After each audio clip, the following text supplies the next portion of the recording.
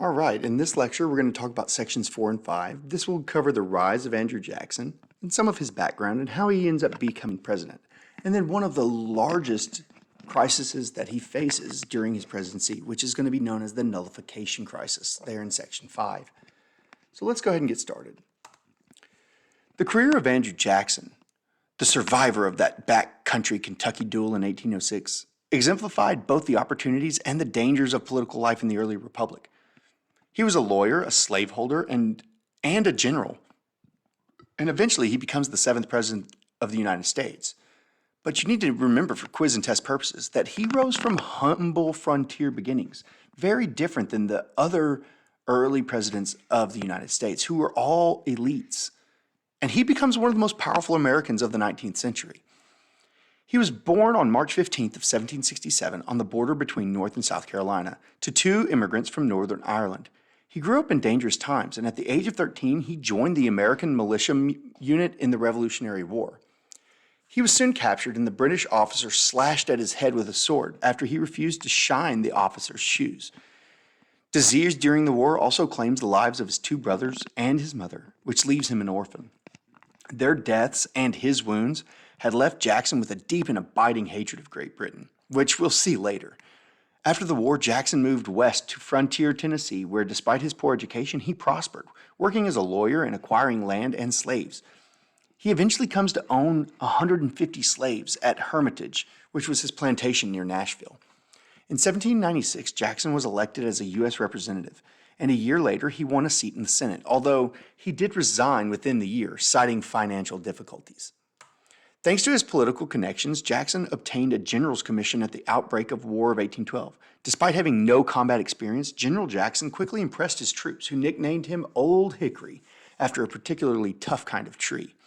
Jackson led his militiamen into battle in the Southeast, first during the Creek War, a side conflict that started between different factions of the Muskogee Indians in present-day Alabama.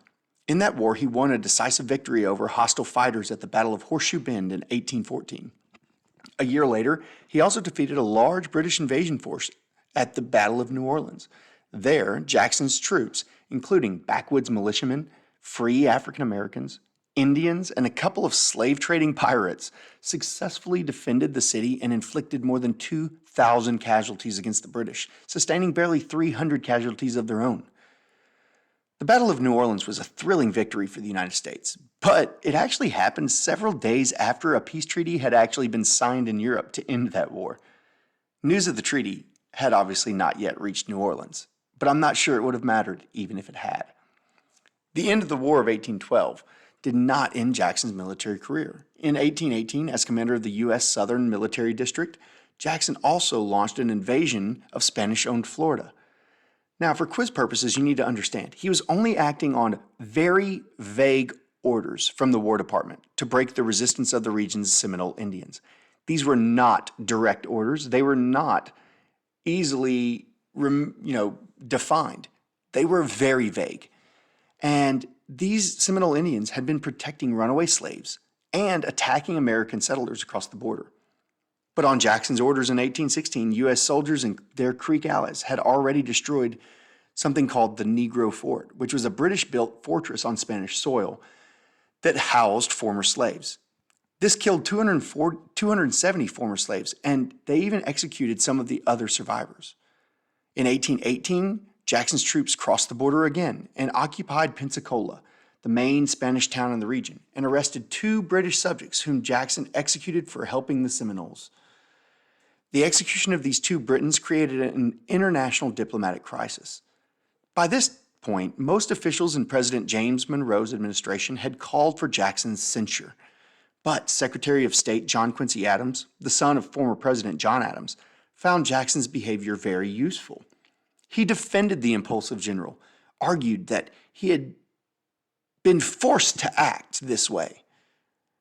Adams used Jackson's military successes in the First Seminole War to persuade Spain to accept the Adams-Onis Treaty of 1819, which actually gave Florida to the United States. Now, any friendliness between John Quincy Adams and Andrew Jackson did not survive very long. In 1824, Four nominees competed for the presidency in one of the closest elections in American history. Each came from a different part of the country. Adams from Massachusetts, Jackson from Tennessee, William H. Crawford from Georgia, and Henry Clay from Kentucky. Jackson won more popular votes than anyone else, but with no majority winner in the Electoral College, the election was thrown to the House of Representatives. There, Adams used his political clout to claim the presidency and actually persuades Henry Clay to support him. It is this support that, for quiz and test purposes, you might note, was allowed Adams to win. And Henry Clay's support probably was the largest single deciding factor of the election of 1824. Jackson would never forgive Adams, whom his supporters accused of engineering a corrupt bargain with Clay to circumvent the popular will. 4 years later, in 1828, Adams and Jackson squared off in one of the dirtiest presidential elections to date. Pro-Jackson partisans accused Adams of elitism and claimed that while serving in Russia as a diplomat, he had actually offered Russian emperor an American prostitute. Adams' supporters, on the other hand, for quiz purposes, you might want to remember, accused Jackson of murder and attacked the morality of his marriage. They pointed out that Jackson had unwittingly married his wife Rachel before the divorce of her prior marriage was complete. They attacked his marriage and his wife. This time, Andrew Jackson won the election easily, but Rachel Jackson died suddenly before his inauguration. Jackson would never forgive the people who attacked his wife's character during the campaign and actually, in many ways, held them responsible for her death. In 1828, Jackson's broad appeal as a military hero won him the presidency. He was Old Hickory, the hero of New Orleans, a leader of plain frontier folk. His wartime accomplishments appealed to many voters' pride. Over the next 8 years, he would claim to represent the interests of ordinary white Americans, especially from the South and West, against the country's wealthy and powerful elite. This attitude would lead him and his allies into a series of bitter political struggles. And one of those bitter political struggles would be the Nullification Crisis. Now, nearly every American had an opinion about President Jackson.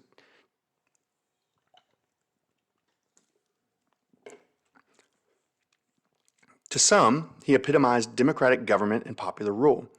To others, he represented the worst in a powerful and unaccountable executive, acting as president with the same arrogance he had shown as a general in Florida. One of the key issues dividing Americans during his presidency was a sectional debate over national tax policy that would become to define Jackson's no-holds-barred approach to government. Once Andrew Jackson moved into the White House, most Southerners expected him to do away with the hated Tariff of 1828, the so-called Tariff of Abominations. This import tax provided protection for Northern manufacturing interests by raising prices for European products in America, which you need to know for quiz and test purposes, the Southern people believed that it helped Northern manufacturers more than anyone. Southerners blamed this tariff for a massive transfer of wealth, and it forced them to purchase goods from the North's manufacturers at higher prices and provoked European countries to retaliate with high tariffs of their own, reducing foreign purchases of Southern raw materials. However, only in South Carolina did the discomfort turn to organized action, the state still trying to shrug off the economic problems of the Panic of 1819. But it had recently also endured the Denmark-Vesey slave conspiracy, which convinced white South Carolinians that anti-slavery ideas put them in danger of massive slave uprisings. Elite South Carolinians were especially worried that the tariff was merely an entering wedge for federal legislation that would limit slavery. Andrew Jackson's own vice president, John C. Calhoun, who was from South Carolina, asserted that the tariff was the occasion rather than the real cause of this present unhappy state of things. The real fear here was that the federal government might attack the peculiar domestic institution of Southern states, which meant slavery. When Jackson failed to act against the tariff, Vice President Calhoun was caught in a very tight position. In 1828, Calhoun secretly drafted the South Carolina Exposition and Protest, an essay and set of resolutions that laid out the doctrine of nullification.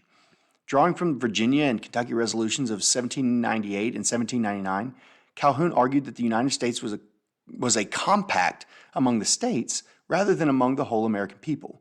Since the states had created the Union, he reasoned, they were still sovereign. So a state could nullify a federal statute it considered unconstitutional. Other states would then have to concede the right of nullification or agree to amend the Constitution. If necessary, the nullifying state would leave the Union. When Calhoun's authorship of this essay became public, Jackson was obviously furious. He interpreted it both as a personal betrayal and as a challenge to his authority as president. His most dramatic confrontation with Calhoun came in 1832 during a commemoration for Thomas Jefferson. At this dinner, the president rose and toasted, "Our federal union, it must be preserved." Calhoun responded with a toast of his own. "The union, next to our liberty, is the most dear." So, Jackson saying, hey, federal union, the most important thing. Calhoun saying, nah, our liberty is. The divorce was not pretty. Martin Van Buren, a New York political leader whose skill in making deals had earned him the nickname the Little Magician, replaced Calhoun as vice president when Jackson ran for re-election in 1832. Now, for quiz and test purposes, you need to know that Calhoun returned to South Carolina, where a special state convention nullified the federal tariffs of 1828 and 1832. It declared them unconstitutional and therefore null, void, and no law within South Carolina. The convention then ordered South Carolina custom officers not to collect tariff revenues and declared that any federal attempt to enforce the tariffs would cause the state to secede from the Union. President Jackson responded to this quite dramatically.